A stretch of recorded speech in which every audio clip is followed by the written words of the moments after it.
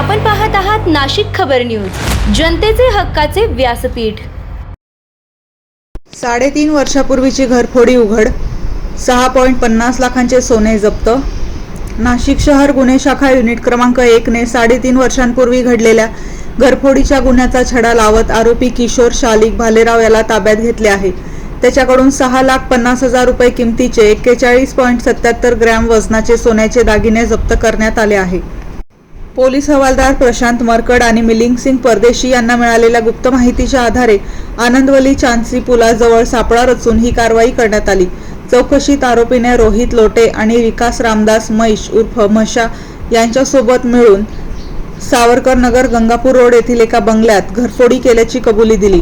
या माहितीच्या आधारे 28 नोव्हेंबर 2022 रोजी गंगापूर पोलीस ठाण्यात दाखल असलेला घरफोडीचा गुन्हा उघडकीस आला।